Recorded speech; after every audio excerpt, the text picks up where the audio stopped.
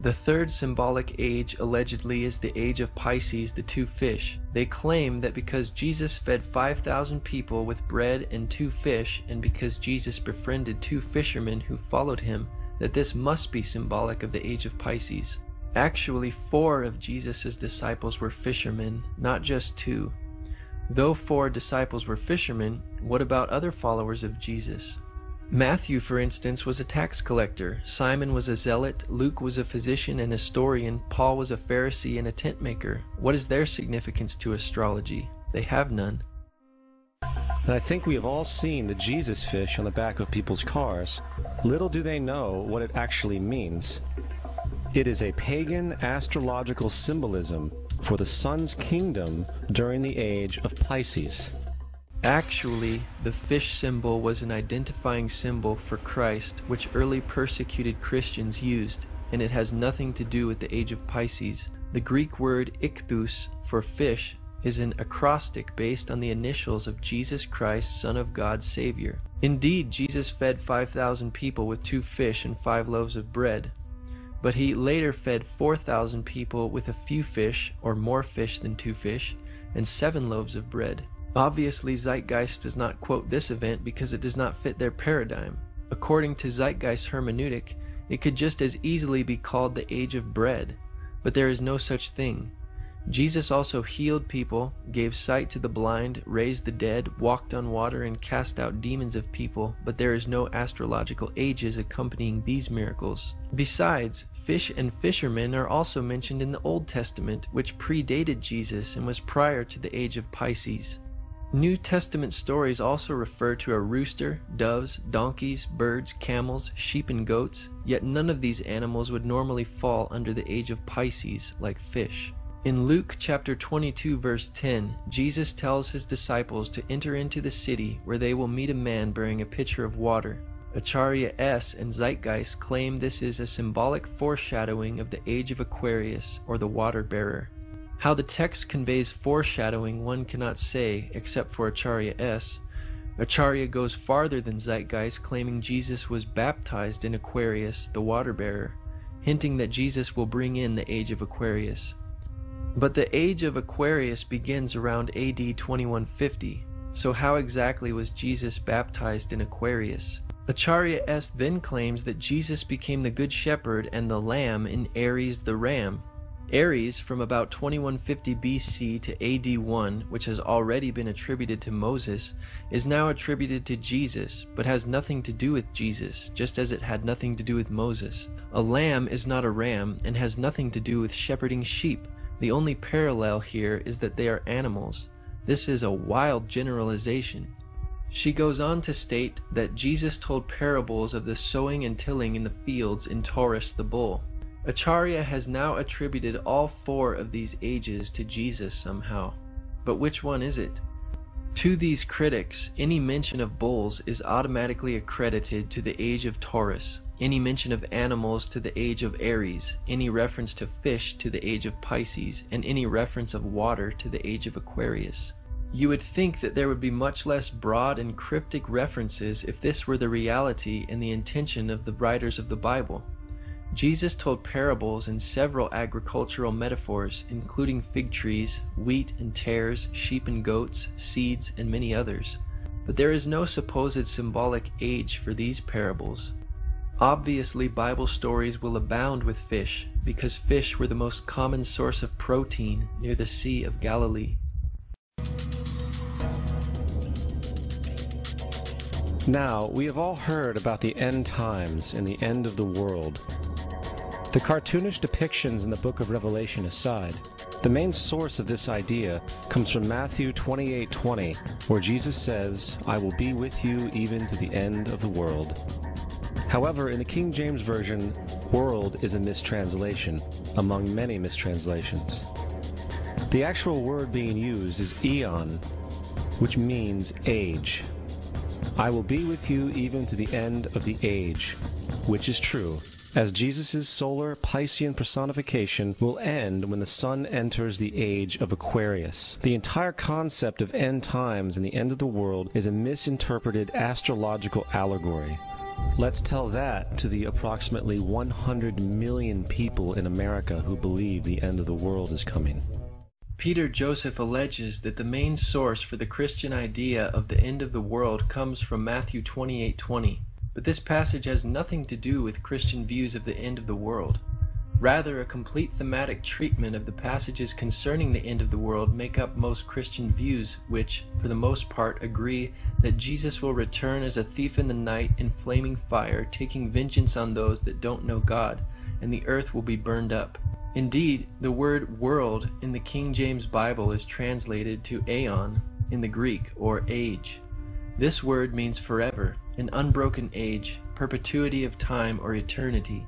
Jesus was not referring to any astrological age like Aquarius or Pisces. He was referring to the end of the world or the end of the times as we know it.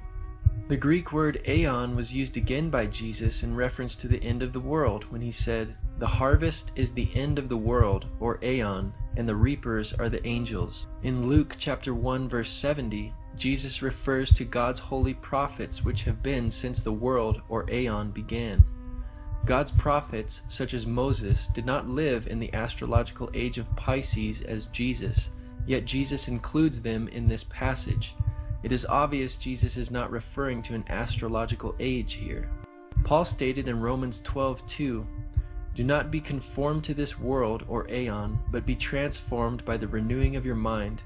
Again, he is referring to time since the world began until it ends. The Bible also says, "The world or aeon passes away, and the lust thereof, but he that does the will of God abides forever." The amount of time it takes for the procession to go through all 12 signs is roughly 25,765 years. This is also called the Great Year, and ancient societies were very aware of this. The narrator, Peter Joseph, makes sure to say that ancient societies were very aware of this, because Zeitgeist's whole premise and theory is dependent upon the ancients acknowledging the astronomical concept to which they refer.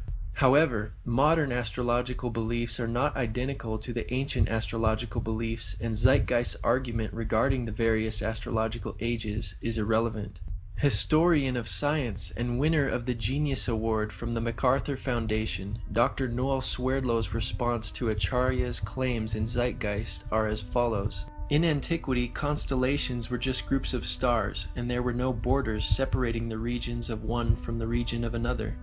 The modern ideas about the age of Pisces or the age of Aquarius are based upon the location of the vernal equinox in the regions of the stars of those constellations. But the regions, the borders between those constellations, are a completely modern convention of the International Astronomical Union for the purpose of mapping, and never had any astrological significance. I hope this is helpful, although in truth what this woman is claiming is so wacky that it is hardly worth answering. So when this woman says that the Christian fish was a symbol of the coming age of Pisces, she is saying something that no one would have thought of in antiquity, because in which constellation of the fixed stars the vernal equinox was located was of no significance, and is entirely an idea of modern, I believe 20th century astrology. The borders of constellations between, say, Aries, Pisces, and Aquarius are modern conventions of the International Astronomical Union, and there is nothing ancient about them. The Bible is nothing more than an astrotheological literary hybrid, just like nearly all religious myths before it. Most people with a basic knowledge of the Bible would immediately see the fallacies and contradictions in these arguments. For example, the Bible and Jesus are clearly not hidden allegorical prescriptions for sun and star worship, because in Genesis chapter 1, God created the sun, moon, and stars. A further distinction is in Deuteronomy chapter 4, where God specifically forbids the Israelites to worship the sun and stars as the Egyptians did. Through the prophet Isaiah, God mockingly asked if the stargazers could actually protect those who follow them from the real power and maker of the universe. In the book of the prophet Ezekiel, God showed to Ezekiel in a vision 25 men of Judah in the inner court of the temple worshiping the sun rather than God. God considered this an abomination. Additionally, in 2 Kings chapter 23 verse 5, the priests who burned incense to the sun, to the moon, and to the planets were called idolatrous priests. Not one of these scriptures are referenced in Zeitgeist because it would destroy their argument, distinguishing clearly between the celestial bodies and the creator of them. The origin of Christianity arose out of Judaism, which denounced these practices all throughout the Old Testament. In the Old Testament, there is the story of Joseph. Joseph was a prototype for Jesus. Joseph was born of a miracle birth. Jesus was born of a miracle birth. Joseph was of 12 brothers. Jesus had 12 disciples. Joseph was sold for 20 pieces of silver. Jesus was sold for 30 pieces of silver. Brother Judah suggests the sale of Joseph. Disciple Judas suggests the sale of Jesus. Joseph began his work at the age of 30. Jesus began his work at the age of 30. The parallels go on and on. Here, Zeitgeist's case is very misleading. Though God opened Rachel's womb, it's difficult to consider the birth of Joseph a miracle birth like that of Jesus, who was divine and born of a virgin. Indeed, Jesus had 12 disciples, but Joseph only had 11 brothers. There is no parallel. Though Judas suggested the sale of Joseph, it was Midianite merchantmen that sold Joseph to the Ishmaelites as a slave. Jesus, on the other hand, was not sold, but betrayed by Judas, who was paid 30 pieces of silver by the Jews. Jesus did begin his ministry at age 30, but Joseph began his prophetic ministry receiving dreams from God at age 17. The age 30 for Joseph is mentioned in Genesis, but the Bible simply says, Joseph was 30 years old when he stood before Pharaoh, king of Egypt. And Joseph went out from the presence of Pharaoh and went throughout all the land of Egypt. Aside from Zeitgeist parallels being inaccurate, the simple fact that there are parallels between Jesus and other people in the Bible like Joseph does not make either of them fictional.